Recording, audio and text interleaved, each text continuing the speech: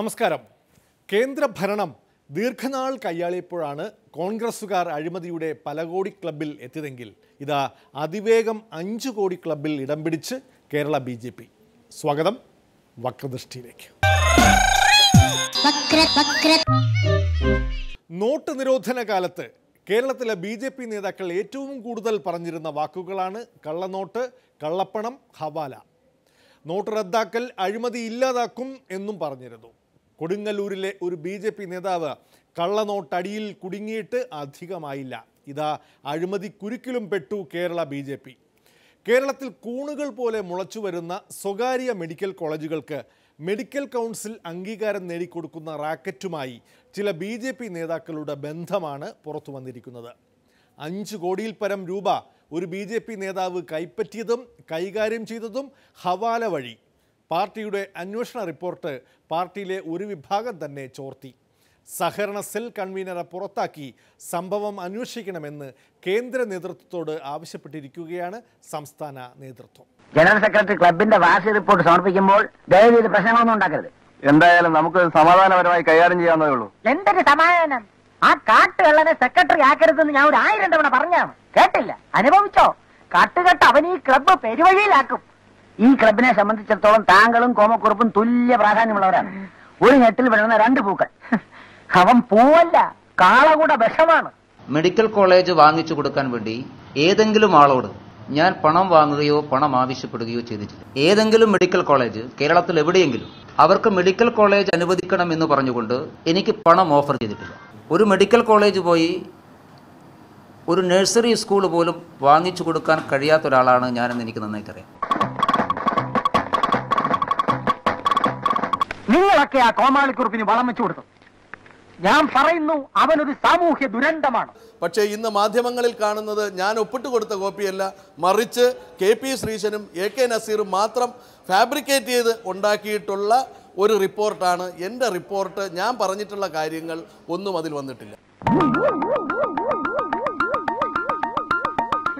എന്നെ സംബന്ധിച്ചിടത്തോളം വളരെ പ്രധാനപ്പെട്ട ഒരു ദിവസമാണെന്ന്. തിരുവനന്തപുരത്തെ ഒരു മെഡിക്കൽ കോളേജിന് അനുവാദം വാങ്ങിച്ചു കൊടുക്കാൻ വേണ്ടി പണം കൊടുത്തു എന്നും കൈപ്പറ്റി എന്നുമൊക്കെയുള്ള വാർത്തകൾ വന്നിട്ടുണ്ട്. ഈ മെഡിക്കൽ കോളേജിൻ്റെ ഉടമസ്ഥരെ ജീവിതത്തിൽ ഇന്നേ വരെ ഞാൻ കാണുകയോ എനിക്കവരെ അറിയുകയില്ല. ഒരു തരത്തിലുള്ള വ്യക്തിപരിചയം പോലും ഇല്ലാത്തവരാണ് ആ മെഡിക്കൽ കോളേജിൻ്റെ ഉടമകൾ. ആ ഉടമയുടെ പേര് പോലും പത്രവാർത്തകളിൽ നിന്നാണ് ഞാൻ അറിയുന്നത്. നമ്മുടെ ഈ നേതാജി ക്ലബിന്റെ സെക്രട്ടറി എന്ന നിലയിൽ സുദീർഘമാം വിധം 1 വർഷം ഞാനിന്ന് പിന്നിടുകയാണ്. സ്തുത്യർഹമാണോ കുംഭകോണമാണോ എന്ന് കണക്ക് നോക്കുമ്പോഴറിയാം, അല്ലേ?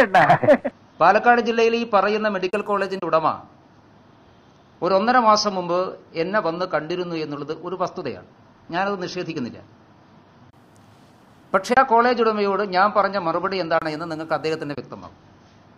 ഒന്ന്, എന്നെ കൊണ്ട് സാധിക്കുന്ന കാര്യമല്ല, അതുകൊണ്ട് തന്നെ ഈ വിഷയത്തിൽ ഇടപെടാൻ എനിക്ക് സാധിക്കില്ല എന്ന് കൃത്യമായി മറുപടി പറഞ്ഞുകൊണ്ട് നല്ല രീതിയിൽ ഞങ്ങൾ പിരിയുകയാണ് ചെയ്തിട്ടുള്ളത്. ചില പട്ടികൾ പറയുന്നു അത് ഞാനാ കട്ടെന്ന്, ചില തെണ്ടികൾ പറയുന്നു അത് നിങ്ങൾ മുക്കിയതാന്ന്. ഞാൻ കക്കൂലാന്നും നിങ്ങൾ മുക്കൂലാന്നും നമുക്കറിയാം.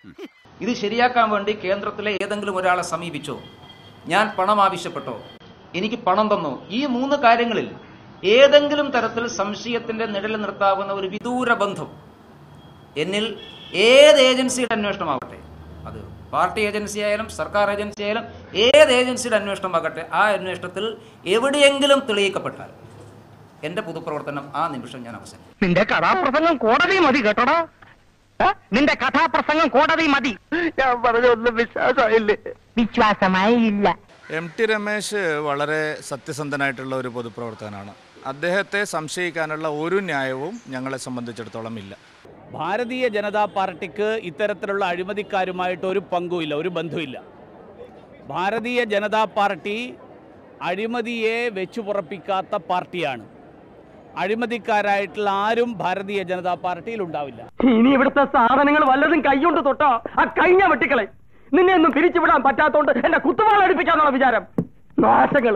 ചില പണച്ചാക്കുകൾ കോടികളുമായി കേരളത്തിലെ BJP നേതാക്കളെ വട്ടം ചുറ്റി നടക്കുകയാണെന്ന കിംവദന്തി BJPയുടെ മിത്രം വെള്ളാപ്പള്ളിയുടെ കാതിലും എത്തിയിരുന്നുവത്രേ.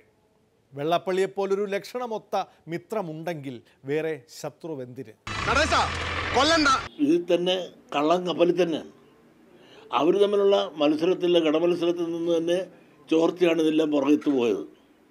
അതല്ലെങ്കിൽ ഇതിനകത്ത് നടന്ന അന്വേഷണങ്ങളും പാർട്ടിക്കാർ തന്നെ അന്വേഷിച്ച് എടുത്ത സ്ഥിതിവിവര കണക്ക് എങ്ങനെ മീഡിയയ്ക്ക് പോയി? കിട്ടുന്നതില് നിനക്കെത്ര എനിക്കെത്ര എന്ന് വ്യക്തമായിട്ട് പറയണം. സപ്പോസ് 1 ലക്ഷം കിട്ടിയെന്ന് വിചാരിക്കുക, അതിൽ നിനക്കെത്ര എനിക്കെത്ര. കിട്ടിയവരും കിട്ടാത്തവരും തമ്മിലുള്ള തർക്കമാണ്. അല്ലെങ്കിൽ കിട്ടിയവരിൽ തന്നെ വീതം വെച്ചതിലുള്ള തർക്കം കൊണ്ട് ഇതിനകത്തുള്ളവർ കുറേയെല്ലാം പുറത്ത് പറഞ്ഞു എന്നുള്ളതാണ് നേര്. മാത്രമല്ല, ഇപ്പോൾ കൊടുത്തവരും മേടിച്ചവരും ഇപ്പോൾ കൊടുത്തവരും ഇല്ല മേടിച്ചവരും ഇല്ല എന്ന നിലയിൽ കൊടുത്തവരിപ്പോൾ കൊടുത്തിട്ടില്ല എന്നുള്ള സ്റ്റേറ്റ്മെൻറ്റ് വന്നതായിട്ട് ഞാൻ കേട്ടു. 1 ലക്ഷം ആണെങ്കിൽ 40 നീ എടുത്തു, 60 മതി എനിക്ക്. ഇതിൽ 60 എനിക്ക്, 40 നിനക്ക്. സമ്മതം ഉണ്ടെങ്കിൽ മതിയില്ലേ ഞാൻ പോവാൻ. ഒരുമാതിരി കണ്ണിച്ചോരലത്തെ വർത്താനം പറയടേ. കഷ്ടപ്പാട് എനിക്കുണ്ട്. മനുഷ്യൻ ഇത്ര ആക്രാന്തം പാടില്ല. കുട്ടി പുഴിക്കത്തിട്ടാ. ഒരു സത്യമുണ്ട്, ഈ BJP കേരള ഘടകം ഇങ്ങനെ വാങ്ങുന്നു, അതിന് കണക്ക് പറയുന്നു, അത് വാങ്ങിക്കൊടുക്കാൻ വേണ്ടിയിട്ട് എൻ്റെമാരെ വെച്ച് പ്രവർത്തിക്കുന്നുവെന്ന് ഞാൻ കേട്ടിട്ടുണ്ട്. ഞാൻ കണ്ടിട്ടില്ല, ഞാൻ കൊടുത്തായിട്ടും മേടിച്ചായിട്ടും എനിക്കറിയില്ല. ഏതായാലും അങ്ങനെ ഒരു കിംവദന്തി നമ്മൾ കേട്ടിട്ടുണ്ടായിരുന്നു. ആദ്യമായിട്ടാണ് ഇങ്ങനെ ഒരു സംഭവം. എത്രയോ വട്ടം ചെക്ക് പോസ്റ്റ് തകർത്തിരിക്കുന്നു, എത്ര പോലീസുകാരെ കൊന്നിരിക്കുന്നു, പക്ഷെ ആരും നമ്മുടെ കഞ്ചാവിലാറ് ഇന്നുവരെ പിടിച്ചിട്ടില്ല. BJP എത്ര ഗ്രൂപ്പാണ്? ആകെ ഇട്ടാവട്ടത്തിലൊരു പാർട്ടിയാണ്. ഒറ്റയ്ക്ക് നിന്നാൽ കെട്ടിവെച്ചാകാനുള്ള കാശ് കേരളത്തിൽ കിട്ടത്തില്ല. ആയ ആളുകൾ എന്തിന് ഇത്രയും ഗ്രൂപ്പ് ഉണ്ടാക്കുന്നത്? ഒരു കുത്തിത്തിരിപ്പുണ്ടാക്കിയപ്പോൾ എന്തൊരാശ്വാസം. കേരളത്തിലെ BJPയിലെ ഗ്രൂപ്പ് പോരിൽ അല്ലെങ്കിൽ തന്നെ കേന്ദ്ര നേതൃത്വം അസംതൃപ്തരാണ്. അതിനിടയ്ക്ക് അഴിമതി ആരോപണം അമിത്ഷായുടെ ശ്രദ്ധയിൽപ്പെടുത്തിയതിന് പിന്നിലും വെള്ളാപ്പള്ളിയുടെ ഏഷണി ഉണ്ടെന്ന ഒരു ശ്രുതിയുണ്ട്. മകൻ നേതാവായ BDJS-ഉം BJPയിലെ കോഴനാറ്റം ഡൽഹിയിൽ എത്തിച്ചിട്ടുണ്ട്. കാരണം അങ്ങനെയാണെങ്കിൽ ഒരു നീതി രാജ്യത്തിന് കൊള്ള നടത്തിയത് അമിത്ഷായെ ബോധ്യപ്പെടുത്താൻ എനിക്ക് സാധിച്ചുവെങ്കിൽ അതൊരു ക്രെഡിറ്റായിട്ടാണ് ഞാൻ കണക്കാക്കുന്നത്. അത് എൻ്റെ ഒരു കുറവായിട്ട് ഞാൻ കണക്കാക്കല്ല. കള്ള ദൃഷ്ടിയാ. താൻ എങ്ങനെ വന്ന് പിറന്നു എന്റെ കുലത്തില്? സൂത്രം കൊരഷ്ട. ഇങ്ങനെ ഏഷണി കൂട്ടിയിട്ട് തനിക്ക് എന്താ നേട്ടം? പാർട്ടിയെ ശുദ്ധീകരിക്കാൻ കൊണ്ടുവന്ന സാത്വികനായ കുമ്മനം നേതൃത്വം നൽകുമ്പോഴാണ് BJPക്ക് ഈ അഴിമതി നാറ്റം. രാഷ്ട്രീയം പറ്റിയതല്ലെന്ന് കുമ്മനം ഇനി എങ്ങാനും തീരുമാനമെടുക്കുമോ എന്നേ അറിയാനുള്ളൂ. ഇപ്പോൾ തന്നെ പാവം കുമ്മനം അങ്ങനെ കാരണം ഈ കപടലോകത്ത് ആത്മാർത്ഥമുള്ള ഒരു ഹൃദയമുണ്ടായതാണ് എൻ പരാജയം എന്ന് പറഞ്ഞ പോലെ അദ്ദേഹം പരാജയപ്പെട്ടിരിക്കുകയല്ലേ. അദ്ദേഹത്തെ ഇറക്കി കാര്യം നന്നാക്കാൻ ഇവിടെ തല്ലണ്ടമ്മാവ നന്നാകേല എന്നുള്ളതല്ലേ നേര്. അനന്താ, പറയുമ്പോ വിഷമം തോന്നരുത്. നീ എന്ന് എന്റെ വീട്ടിൽ കാലുകുത്തിയോ അന്ന് തുടങ്ങി എനിക്ക് ആപത്ത്. പ്രഭാര ശാപത്തെ കുത്തരുത്. എല്ലാം നഷ്ടപ്പെട്ടൊരു പിച്ചാന്തേരിയായി നിന്റെ മുമ്പിൽ വരേണ്ടി വന്നു. ഒരു കള്ള പാസ്പോർട്ട് എത്രയും പെട്ടെന്ന് ഒപ്പിച്ചതാ.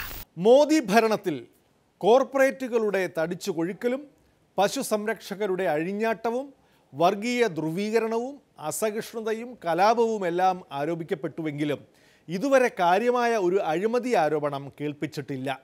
കേരള ഘടകം ആ കേടു തീർത്തു. കോൺഗ്രസും CPM-ഉം പാർലമെന്റിൽ വരെ ഉന്നയിച്ചു സംഭവം. നമുക്ക് കൈവന്നിരിക്കുന്നത് ഒരു സുവർണാവസരമാണ്. അത് പരമാവധി നമ്മൾ മുതലെടുക്കണം. ഓക്കെ സർ, സംസാരിച്ചിരിക്കാൻ നേരമില്ല. എത്രയും പെട്ടെന്ന് ആ ഡെഡ് ബോഡി നമുക്ക് സ്വന്തമാക്കണം. മാഫിയ സംഘം പ്രവർത്തിക്കുന്നുണ്ടെന്നും അതിൽ പാർട്ടിയുടെ ഉന്നതരായ നേതാക്കൾ ബന്ധപ്പെടുന്നുണ്ടെന്നും ഈ അന്വേഷണ കമ്മീഷൻ പറഞ്ഞിട്ടുണ്ട്. അത് അന്വേഷിക്കണം. അത് CBI അന്വേഷിക്കണം ദേശീയ തലത്തിൽ. ഇവിടെ വിജിലൻസ് കേസെടുക്കണം. ഇവിടെ ഒരു കോളേജ് കൊണ്ട് തീരുന്നില്ല. മധ്യപ്രദേശിൽ BJP ഗവൺമെൻറ് അധികാരത്തിലിരിക്കുന്ന സമയത്ത് നടത്തിയ വ്യാപം കുംഭകോണം പോലെയാണ് ഇപ്പോൾ കേരളത്തിൽ നടന്നുകൊണ്ടിരിക്കുന്ന മെഡിക്കൽ കോളേജ് കോഴ. എന്ത് തന്നെയായാലും ഡെഡ് ബോഡി RDPക്ക് വിട്ടുകൊടുക്കുന്ന പ്രശ്നമേ ഉദിക്കുന്നില്ല. മെഡിക്കൽ കോളേജുകൾ അനുവദിക്കുന്നതിനും മെഡിക്കൽ കോളേജുകളുടെ സീറ്റ് അനുവദിക്കുന്നതിനും ഇങ്ങനെ പണം വാങ്ങിക്കുന്ന ഒരു സ്ഥിതി BJPക്ക് ഒരു നാണവുമില്ലാതെ ചെയ്യാൻ കഴിയുന്നു. ഒരു ജീവിത സമരം കൂടി വിജയിച്ചു. കുറഞ്ഞ ശമ്പളം 20,000 രൂപയാക്കണമെന്നാവശ്യപ്പെട്ട് ദിവസങ്ങളോളം സമരം ചെയ്യുന്ന സ്വകാര്യ ആശുപത്രികളിലെ നഴ്സുമാരുടെ സമരം ഒത്തുതീർന്നു. ജീവിക്കാനാണ് ഈ സമരം എന്ന അവരുടെ മുദ്രാവാക്യം ഒടുവിൽ അധികൃതർ കേട്ടു. ഞങ്ങൾ മെമ്പർമാർ മീറ്റിംഗിൽ പങ്കെടുക്കുമ്പോൾ നിങ്ങൾ ശാന്തരായി പുറത്തു നിൽക്കുക. അനുകൂല തീരുമാനം ഉണ്ടായില്ലെങ്കിൽ പൂർവാധികം ശക്തിയോടെ നമ്മൾ ആഞ്ഞടിക്കും.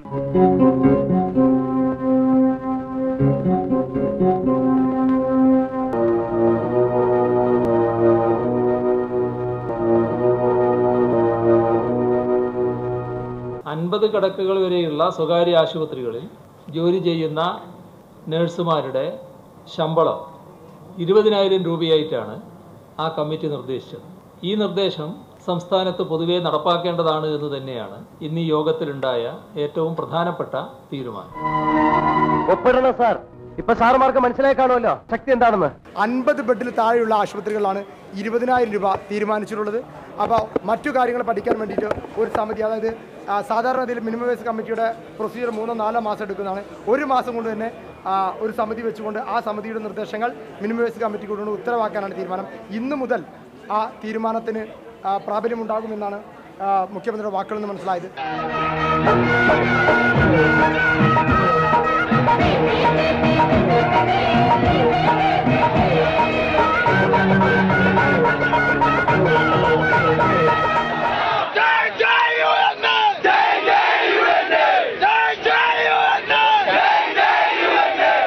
ഒരുപാട് സന്തോഷമുണ്ട് എന്ന് പറയാതിന്റെ വാക്കുകൾ. നമ്മളിത് വിജയിക്കും, മുഖ്യമന്ത്രിയിൽ പ്രതീക്ഷ ഉണ്ടായിരുന്നു, പക്ഷെ അത് പൂർണ്ണമായി നമുക്കത് നടപ്പിലാക്കി തന്നതിൽ ഒരുപാട് നന്ദിയുണ്ട്.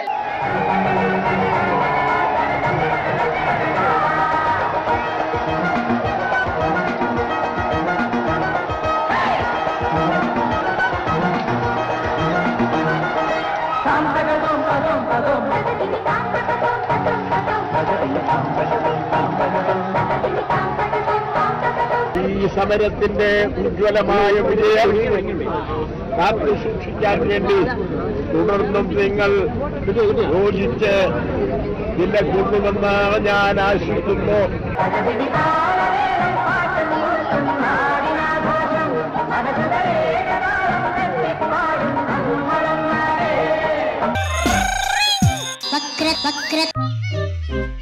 വക്രദൃഷ്ടിയിൽ ഇടവേളയാണ്. പ്രസംഗവും പ്രവൃത്തിയും തമ്മിൽ ചേരാത്തത് പരിഹരിച്ച് ഡിവൈഎഫ്ഐ. ആ കലണ്ടർ അച്ചടിച്ചതും പ്രൂഫ് നോക്കിയതും പ്രസ് കൊണ്ടുപോയി കൊടുത്തതും ലേഔട്ട് ചെയ്തതൊന്നും MLA അല്ല.